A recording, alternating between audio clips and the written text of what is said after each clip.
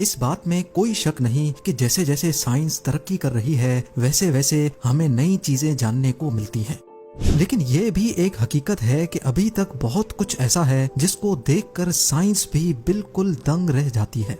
फिर मामला चाहे इजिप्ट में बनी 2500 साल पुरानी हेलीकॉप्टर और एयरप्लेन की हायरोग्लिफिक्स का हो, रशिया में वाक़े अपने आप बड़े होने वाले क्रेटर का हो, या फिर नासा को स्पेस से रिसीव होने वाले मिस्टीरियस सिग्नल्स का हो।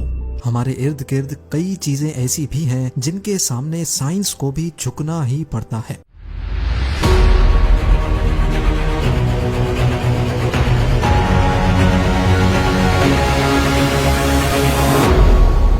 जेम टीवी की वीडियोस में एक बार फिर से खुशामदीद। नाजरीन, आज आप 5 ऐसी ही मिस्ट्रीज के बारे में जानेंगे जिनकी असल हकीकत आज तक किसी को भी मालूम नहीं पड़ सकी। तो आइए शुरू करते हैं। नंबर 5, आउटर स्पेस बेशुमार मिस्ट्रीज और लाजवाब सवालात से भरा हुआ है जिनको जानना और समझना साइंस के लिए अभी तक एक इम्पॉसिबल टास्क है। पिछली कई सदियों से साइंस हमारी यूनिवर्स की सबसे बड़ी ताकत को समझने की कोशिश कर रही है, लेकिन ताहाल अभी तक नाकाम है, और वो ताकत है ग्रेविटी।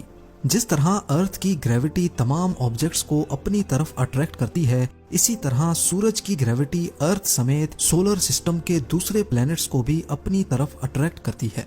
लेकिन सूरज को किसकी ग्रेविटी अपनी जगह रहने पर मजबूर कर रही है?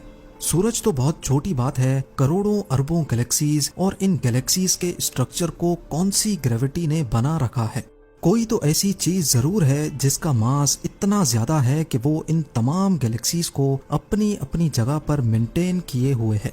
साइंसदानों ने इस ना दिखने वाली ग्रेविटी को डार्क मैटर का नाम दिया है, और ये मैटर हमारी यूनिवर्स के 85% मास को कवर करता है।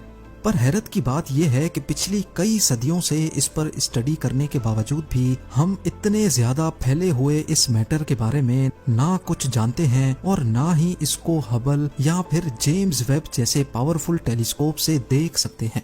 साइंस सिर्फ इतना जानती है कि डार्क मैटर मास का एक थ्योरेटिकल वर्जन है जिसको ना हम देख सकते हैं और ना ही महसूस कर सकते हैं, लेकिन इसकी ग्रेविटी की वजह से इस यूनिवर्स का पूरा सिस्टम चल रहा है। नंबर 4, बेशक दुनिया के पावरफुल टेलीस्कोप से हम 13.1 बिलियन लाइट ईयर्स दूर गैलेक्सीज को देख सकते हैं, ब्लैक होल की फोटो कैप्चर करने में कामयाब भी हो चुके हैं, और साइंस की पावर इस्तेमाल करके हम 14 करोड़ किलोमीटर दूर मार्स पर कई रोवर्स भी भेज चुके हैं। लेकिन सबसे बड़ी हकीकत ये है कि ये तमाम मिशंस हम जिस प्लेनेट पर रहकर कर रहे हैं उसके ओशंस को अभी तक एक्सप्लोर नहीं कर पाए। करीब 80% से भी ज्यादा ओशन के हिस्से ऐसे हैं जहां की दुनिया हमारी दुनिया से बिल्कुल कटी हुई है। ओशन का deepest point Mariana Trench 11,022 meters गहरा है, लेकिन हम इंसानों ने ओशन का सिर्फ वो हिस्सा अभी तक एक्सप्लोर किया है जो सिर्फ 200 मीटर्स गहरा है। इस पॉइंट को ट्वाइलाइट जोन कहा जाता है, जहां सूरज की रोशनी ना होने के बराबर है।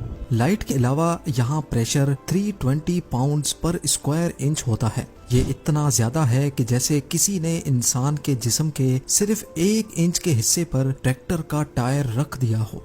यही वजह है कि इंसान का चांद पर जाना तो आसान है, लेकिन ओशन के ट्वाइलाइट जोन से भी नीचे जाना बहुत ही मुश्किल है।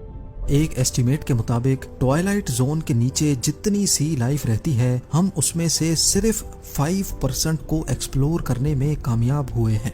बकाया 95% में क्या कुछ है ये अभी तक साइंस के लिए एक मिस्ट्री बनी हुई है। नंबर 3, वैसे तो एक छोटी सी चींटी से लेकर एक बड़े हाथी तक जितने भी लिविंग बींग्स हैं वो प्रॉब्लम्स को सॉल्व करने के लिए अपना ब्रेन इस्तेमाल करते हैं।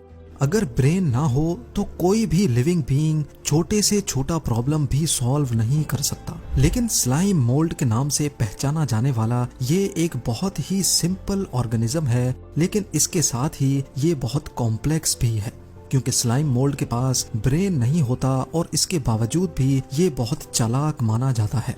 स्लाइम मोल्ड कॉम्प्लेक्स मेजेस को बड़ी आसानी से सॉल्व करता है और ये अपने फायदे के हिसाब से डिसीजंस भी लेता है। हत्ता के साइंसदानों को कई सबूत मिले हैं कि स्लाइम मोल्ड दिन के मुख्तलिफ टाइम को भी पहचान सकता है। लेकिन सवाल ये है कि एक सिंगल ब्रेन सेल ना होने के बावजूद भी स्लाइम मोल्ड ये सब कुछ कैसे करता है? ये सवाल साइंसदानों को आज तक परेशान किए हुए है। नंबर 2, अटलांटिक ओशन को हवाई जहाज के जरिए अकेले पार करने वाली ये हैं एमिलिया एयरहार्ट। अपने बचपन से ही इनको एडवेंचर और फ्लाइंग करने का बहुत शौक था। 1928 में एमिलिया ने अटलांटिक ओशन को अकेले सर करके पूरी दुनिया को हैरान कर दिया, क्योंकि इस दिन से पहले ये काम किसी खातून ने नहीं किया था। इसके बाद 1932 में हवाई से यूएस मेन लैंड तक अकेले प्लेन फ्लाई करके एमिलिया ने वो करके दिखाया जो आज से पहले कोई मेल पायलट भी नहीं कर पाया था। अपने शौक को पूरा करने के लिए और वर्ल्ड रिकॉर्ड बनाने के लिए एमिलिया ने पूरी दुनिया का गोल चक्कर काटने का प्लान बनाया। 2 जुलाई 1937 को अपना वर्ल्ड रिकॉर्ड बनाने के दौरान एमिलिया और उसके साथ मौजूद नेविगेटर फ्रेड नूनान ने रीफ्यूलिंग के लिए पापा न्यू गिनी के शहर लाई में लैंड किया। लेकिन रीफ्यूलिंग के बाद जब दोबारा उन्होंने अपना सफर शुरू किया तो सेंट्रल पैसिफिक ओशन में हाउलैंड आइलैंड के करीब आकर इनका कनेक्शन कंट्रोल टावर से डिस्कनेक्ट हो गया और उसके बाद आज तक उनका पता ना चल सका। कई सर्च पार्टीज ने पॉसिबल क्रैश लोकेशन पे कई महीनों तक सर्च किया, लेकिन ना एमिलिया मिली, ना फ्रेड और ना ही प्लेन का कोई छोटा सा भी पुर्जा मिला। इस वाक़े को आज 85 इयर्स गुजर चुके हैं, लेकिन मजाल है कि साइंसदानों और एक्सपर्ट्स को जर्रे जितना भी कोई एविडेंस मिला हो। और अब नंबर 1, ये किसी आर्ट गैलरी की पेंटिंग नहीं, बल्कि ये चाइना में मौजूद ज़ेंगजी नेशनल पार्क की रियल फोटोग्राफ है। 322 स्क्वायर किलोमीटर पे फैला ये नेशनल पार्क अपने रंगीन पहाड़ों की वजह से पूरी दुनिया में फेमस है। रंगत से भरी इन खूबसूरत पहाड़ियों और रॉक फॉर्मेशन को देखकर ऐसा लगता है कि इनको शायद किसी ने कलर पेंट किया है। हकीकत में ये बिल्कुल नेचुरल हैं। लेकिन सवाल ये है कि आखिर ऐसा मुमकिन कैसे हुआ? कई साइंसदानों का मानना है कि पहाड़ों के कलरफुल होने की वजह यहाँ मौजूद सैंडस्टोन और मिनरल्स का मिक्सचर है जो कई सालों से केमिकल रिएक्शन कर रहा है। लेकिन ऐसा इत्तेफाक तो कई और जगहों पर भी होता है, तो ये कलरफुल फॉर्मेशन सिर्फ यहीं पर ही क्यों है? जो लोग इस थ्योरी को नहीं मानते उनका कहना है कि अर्थ की टेक्टोनिक मूवमेंट्स की वजह से ये खूबसूरत फॉर्मेशन बनी है। कई सदियां गुजरने के बावजूद भी साइंस अभी तक इस दिलकश और हसीन पहाड़ों के पीछे का असल राज मालूम नहीं कर सकी। उम्मीद है ज़ेम टीवी की ये वीडियो भी आप लोग भरपूर लाइक और शेयर करेंगे। आप लोगों के प्यार भरे कमेंट्स का बेहद शुक्रिया। मिलते हैं अगली शानदार वीडियो में।